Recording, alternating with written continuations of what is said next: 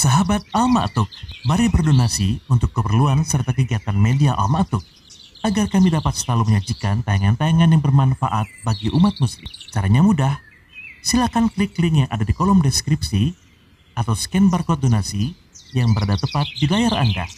Jazakumullah khairan wa barakallahu fikum. Bismillahirrahmanirrahim. Assalamualaikum warahmatullahi wabarakatuh.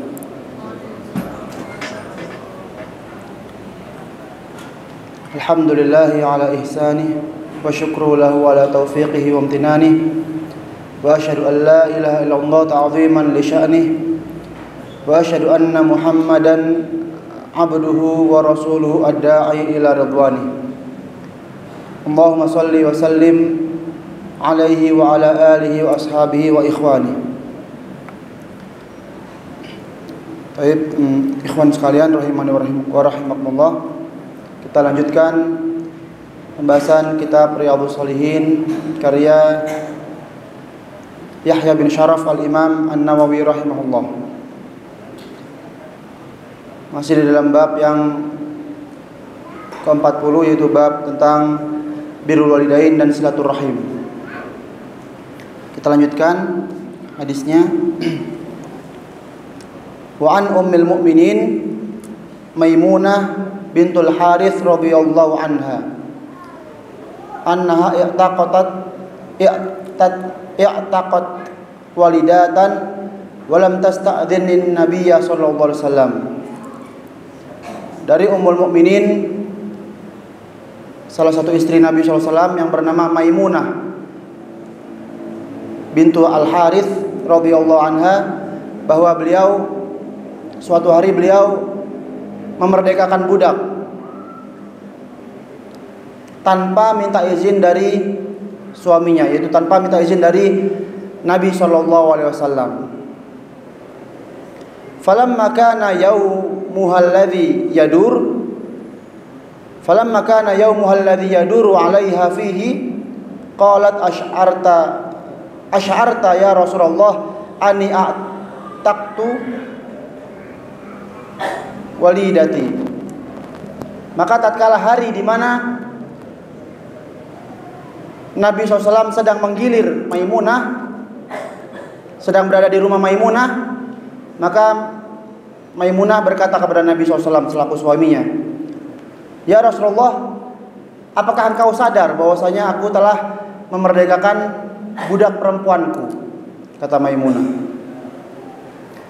Qala aw fa'alti, kata Nabi SAW, engkau sudah melakukannya?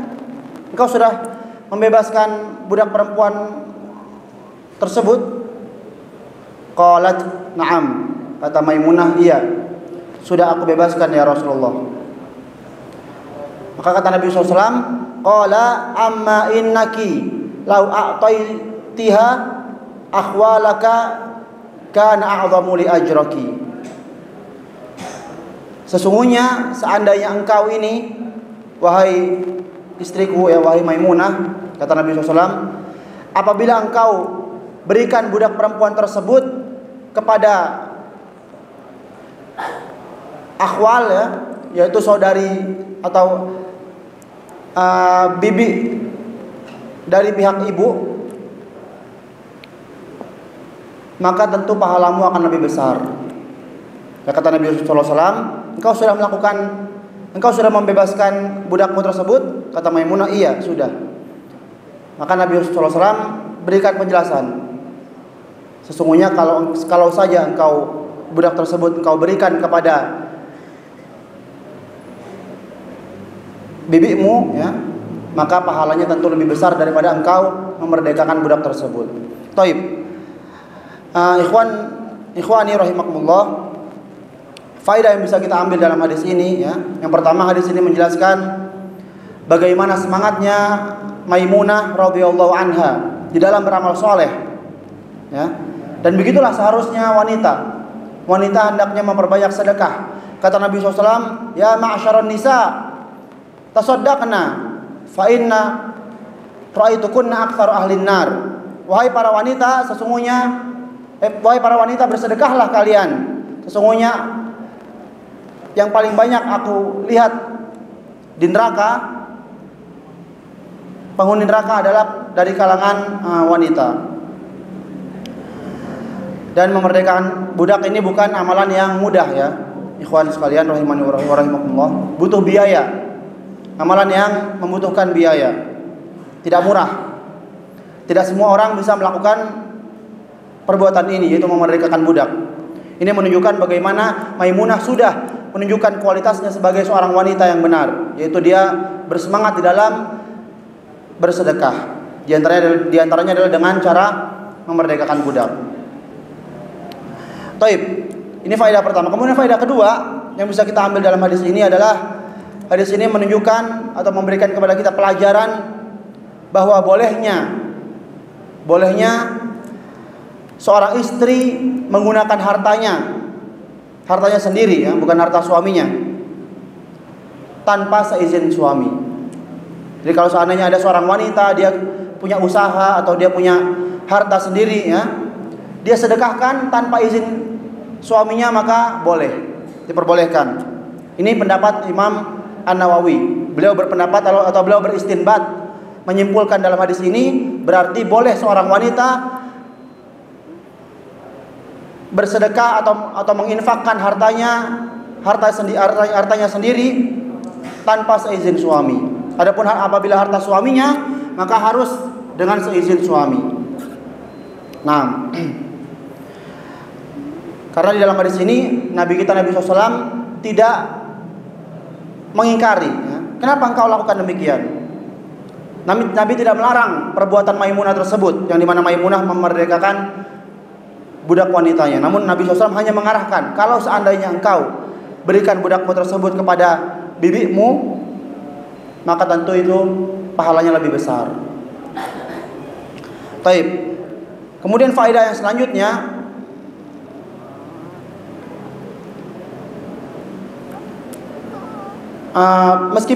meskipun seorang istri boleh membelanjakan hartanya tanpa seizin suami, namun alangkah baiknya apabila seorang wanita dia bermusyawarah terlebih dahulu kepada suaminya. Alangkah baiknya seorang istri bermusyawarah kepada suaminya. Ya, misalkan Bang atau Mas ya, atau saya ingin begini. Maka alangkah baiknya apabila bermusyawarah terlebih dahulu dengan suaminya. Karena apabila tidak bermusyawarah bisa menimbulkan mudarat ya, seperti yang terjadi di dalam Maimunah ini. Meskipun ini bukan sesuatu yang haram ya, namun Maimunah kehilangan pahala yang lebih besar dari amalan tersebut. Apabila Maimunah bermusyawarah terlebih dahulu dengan Nabi SAW, maka ia akan mendapatkan pahalanya. Karena pada hakikatnya yang diinginkan Maimunah bukanlah membebaskan budaknya tersebut, bukan amalnya tersebut. Namun yang diinginkan Maimunah adalah pahala dari amalan tersebut. Kalau seandainya beliau bermusyawarah, beliau akan mendapat arahan dari Nabi SAW, yaitu alangkah baiknya apabila disedekahkan kepada kerabatnya, yaitu kepada bibinya. Baik. Kemudian faedah yang selanjutnya, hadis ini juga menunjukkan bagaimana perhatian Nabi SAW kepada istrinya. Beliau memperhatikan istri-istrinya, ya. Beliau tidak hanya sekedar menggilir, kemudian berjima selesai, bukan. Namun beliau memperhatikan keadaan istrinya. Ketika istrinya berbuat demikian, maka diarahkan oleh suaminya. Itulah Nabi kita, Nabi Muhammad SAW, mendidik istri-istri beliau. Kemudian di antara faedah dalam hadis ini, ya, hadis ini juga menjelaskan tentang keutamaan kholah. Keutamaan kholah. Kholah ini adalah bibi dari ibu. Ya. Jadi di dalam bahasa Arab dibedakan antara kholah dengan ammah. Kalau ammah bibi dari pihak ayah, ya, saudarinya ayah. Kalau kholah saudarinya ibu. Kata Nabi SAW dalam hadis yang lain, al-kholatu bimanzilatil bibi dari ibu ini derajatnya seperti derajat ibu. Ya. Bibi dari pihak ibu memiliki derajat seperti derajat ibu. Ini menunjukkan kedekatan kholah terhadap kita. Maka hendaknya kita memperbaiki hubungan kita dengan kholah kita. Itu apabila kita misalkan punya ibu tersebut memiliki saudari, ya, maka perbaikilah atau berbuat baiklah kepada kholah tersebut. Karena kholah tersebut pada hakikatnya derajatnya seperti derajat ibu. Apabila ibu kita sudah meninggal, maka kedudukan ibu kita diganti oleh kholah tersebut, oleh saudarinya ibu. Baik. Dalam hadis yang lain disebutkan, kata Nabi SAW, ibda binafsika fatasaddaq fa in fadala syai'un fali ahlika fa in fadala an ahlika syai'un fali dhi qarabatika fa in fadala an dhi qarabatika syai'un fa hakadha wa hakadha. Dalam hadis yang lain kata Nabi SAW, hendaklah engkau menafkahi mulai dari dirimu sendiri. Apabila nafkahmu tersebut masih ada kelebihan, maka berikanlah kepada keluargamu. Apabila nafkah dari keluargamu tersebut masih ada kelebihan, maka berikanlah kepada kerabatmu. Apabila hartamu masih ada kelebihan dari nafkah kerabatmu tersebut, maka berikanlah kepada yang terdekat dan yang terdekat. Maka hendaknya kita memperhatikan saudara-saudara kita yang dari yang terdekat. Taib. Kemudian faedah yang selanjutnya yang bisa kita ambil dalam hadis ini, besarnya pahala apabila kita menafkahkan harta kita ini kepada kerabat kita, kepada rahim kita, ya, yang satu rahim dengan kita.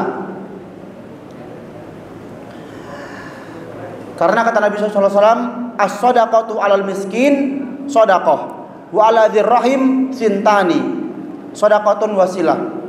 Pahala bersedekah kepada orang miskin satu pahala, dan pahala bersedekah kepada keluarga yang satu rahim, ya, keluarga dekat, maka pahalanya dua, pahala sedekah dan pahala silaturahmi. Nah, maka ikhwah sekalian, ini penting sekali, ya. Memang benar seorang muslim, ya, dituntut atau dianjurkan untuk menafkahkan hartanya. Apabila masih ada berlebih, maka dia gunakan untuk menafkahi orang-orang yang membutuhkan di sekitarnya. Mungkin ada orang yang minta-minta atau orang yang minta tolong, ya. Kita berikan harta kita tersebut. Namun hendaknya kita faqih di dalam menafkahkan harta kita. Jangan sampai kita fokus untuk bersedekah kepada orang miskin, namun keluarga kita telantarkan. Jangan sampai hal tersebut terjadi, ya. Hendaknya kita prioritaskan dari keluarga terdekat terlebih dahulu, istri kita, ya, orang tua kita, kemudian keluarga atau saudara dan saudari ayah ibu kita. Sayangnya manusia seringkali terperangkap oleh tipuan syaitan. Nah, syaitan di sini berjalan tipuannya, ya. Kita dijadikan bahwasanya sedekah ini hanya kepada orang miskin saja. Orang-orang miskin yang di luar sana yang kita tidak kenal. Padahal ini salah, ya. Hendaknya kita kalau kita ingin mendapatkan pahala yang lebih besar dari nafkah harta kita ini adalah kita menafkahi orang-orang terdekat dahulu. Ini pahalanya lebih besar sebagaimana yang bisa diambil dalam hadis ini. Jadi jangan kita prioritaskan teman-teman kantor kita, ya, mentraktir teman-teman kantor dan sebagainya. Namun untuk keluarga kita malah tidak memberikan apa-apa, atau kita kurang nafkah kita kepada keluarga kita.